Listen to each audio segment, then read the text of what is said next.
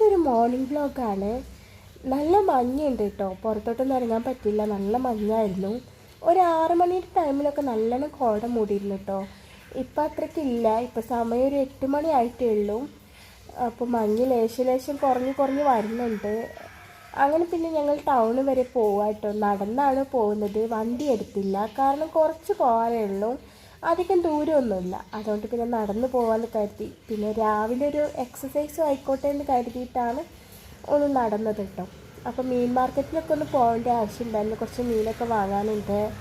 പിന്നെ ഞങ്ങൾ ഒരു സൂപ്പർ മാർക്കറ്റ് കയറിയിട്ടോ, അവിടുന്ന് പഴമൊക്കെ വാങ്ങാനുണ്ടായിരുന്നു. അങ്ങനെ പിന്നെ സാധനങ്ങളൊക്കെ ഞങ്ങൾ വാങ്ങിയിട്ടുണ്ട് കേട്ടോ. ഇനി വീട്ടിൽ കൊണ്ടുപോയിട്ട് ഇതൊക്കെ പാകപ്പെടുത്തി എടുക്കണം. അങ്ങനെ മീൻ ഞാൻ കൈയോടെ തന്നെ ഒരു പാത്രത്തിൽ ഇട്ടിട്ടുണ്ട് കഴുകാൻ വേണ്ടിയിട്ട്. അങ്ങനെ പിന്നെ ഞാൻ പഴം നല്ല സ്ലൈസായിട്ട് അരിഞ്ഞ് വെച്ചിട്ടുണ്ട്. പഴം വാട്ടാനാട്ടോ, നെയ്യൊന്നുമില്ല, അപ്പോൾ എണ്ണയിൽ വാട്ടാന്ന് കരുതി വെളിച്ചെണ്ണയിലിട്ടോ. നെയ്യിൽ വാട്ടിയല്ലാണ് ഒന്നും കൂടെ ടേസ്റ്റ്. അപ്പോൾ ടേസ്റ്റ് നോക്കിയിട്ടൊന്നും കാര്യമില്ല. അപ്പോൾ രാവിലത്തെ ബ്രേക്ക്ഫാസ്റ്റ് ആട്ടോ ഈ പഴം വാട്ടി.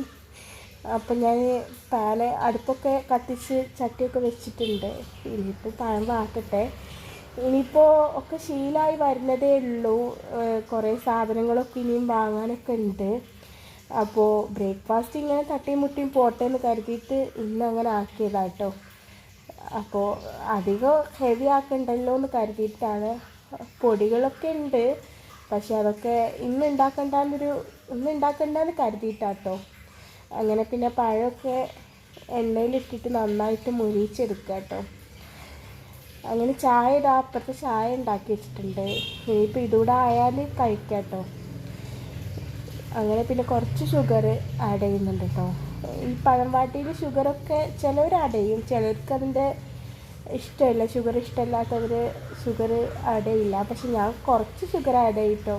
ആ പഴത്തിൻ്റെ ഒരു പുളിപ്പുണ്ടല്ലോ, അത് പോയി കിട്ടാൻ വേണ്ടിയിട്ടാട്ടോ ഒന്ന് ആഡ് ചെയ്തത്. പിന്നെ നല്ലോണം പഴുത്ത പഴം കേട്ടോ, നല്ലോണം പഴുത്ത പഴമായതുകൊണ്ട് അധികം മുരിപ്പിച്ചില്ല. ഒന്നിങ്ങോട്ട് ഡ്രൈ ആക്കിയിട്ട് അങ്ങോട്ട് കോരിയെടുത്തത് കേട്ടോ. അങ്ങനെ പിന്നെ അതങ്ങനായി. അതിനിടയ്ക്ക് ഞാൻ മീൻ ഒക്കെ കഴുകി വൃത്തിയാക്കി കറി വെച്ചുകൊണ്ടിരിക്കുക കേട്ടോ. അതതിൻ്റെ സൈഡിൽ നടന്നുകൊണ്ടിരിക്കുന്നുണ്ട്. പഴംവാട്ടി വേറെ സൈഡിലായിരുന്നു. അങ്ങനെ പിന്നെ മീൻ കറി വെച്ചാൽ അതേ അടുപ്പിൽ തന്നെ വേഗം പോയിട്ട് മീനും വെച്ചു. മീൻ പൊരിച്ചതാട്ടോ. അങ്ങനെ അതൊക്കെ കഴിഞ്ഞതിൻ്റെ അടുക്കളൻ്റെ എതിർവശമാട്ടോ കാണുന്നത്. അടുക്കളയിൽ നിന്ന് നോക്കിയാൽ ഇങ്ങനെ ഓരോരോ നല്ലതൊക്കെ കാണും. അങ്ങനെ പിന്നെ ഞാൻ റൂമിലൊക്കെ എത്തി. ഇതാണ് എൻ്റെ റൂം.